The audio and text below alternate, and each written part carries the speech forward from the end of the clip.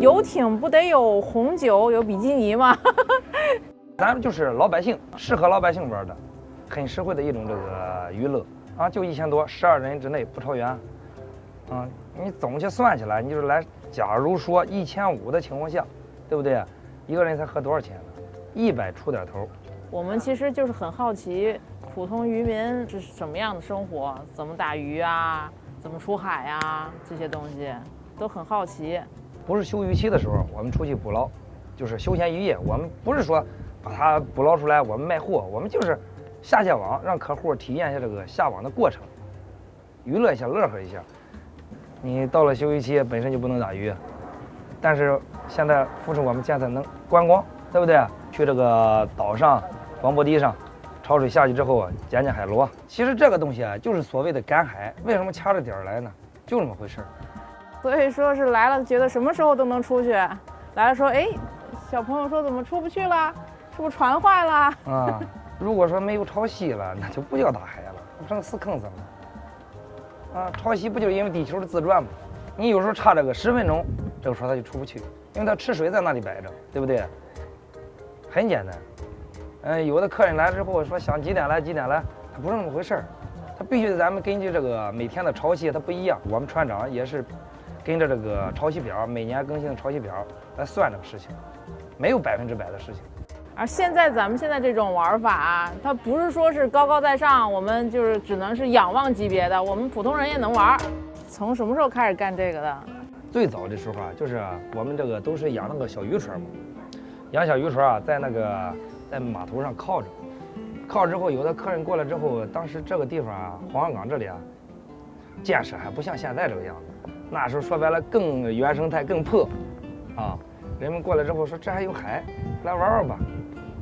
到了海边之后啊，实际上他在我们这个渔船想买点货，买了货之后啊，他的意思说嘛呢，能不能带我们去海里兜一圈？你打算要多少钱啊？很简单，实际上就这个样子。我们当时还考虑，也没干过这个东西，对不对？那时候从来就没拉过游客。那是哪年的事儿了？哎呦，这得照着是15年吧。有的游客说嘛呢，哎，你们这个海鲜就是说怎么打的呢？是不是？哦。我们心想这个东西怎么打的，我们用嘴说也不明白。我们说就是把网下去捞呗，对不对？有的客说能捞多少？他说我们也不知道。这个东西，渔民吃饭嘛，一看天气，2看经验，3还得看咱们这个海资源，对不对？后来有的客户说嘛，要不你带看看下网吧，这个过程吧，是不是？你想我们本身就那时候最早不就是渔船嘛，他们说想体验体验，是不是？体验体验。你说当时我们也没干过这个，很多船说实话也不知道要多少钱，真不知道要多少钱。当时我们就是本着嘛呢，怎么算出来这个价呢？我们这一网打多少货？当时啊摸索这个经验啊，打多少货，估计我们这货能卖多少钱，是这么来的，啊。后来吧，这个东西啊，玩的人是越来越多，为什么呢？你12个人以内不超员，才花多少钱？你来12个人，不是一人100块钱吗？你方圆几百公里的或者什么的来旅游的，没有比这的实惠再便宜的。你坐个快艇，不还好几百吗？半个小时没有20分钟，那是一个人吧，是道理吧？所以你说这个东西啊，突然之间啊，就什么呢？涌上来了，涌上来之后啊。我们当地这个政府一看这个东西不安全，对不对？再说你是渔船的手续，你怎么能拉游客呢？然后政府这个牵头啊，就是等于是扶持我们这个渔民转型吧，也是为了保护这个海资源，然后就弄了这个休闲渔业。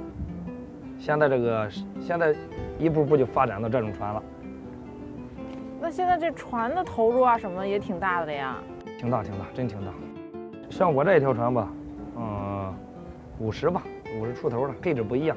想回本钱那太难了。哎呀，养船是个辛苦活呀。很多游客一说，哎呀，你们多美呀，每天开着船在海里旅游，哪是那么回事啊？工作这一天在海上，你干上2趟或3趟的，一晃10多个小时。首先第一点，咱们是在保证这个安全的情况下，因为这个安全我感觉是对于我们养船人来说就是生命。你没有了安全，别的都别说。说白了，谁家都是过日子，对不对？这个东西我们拉的是生命，它不是货。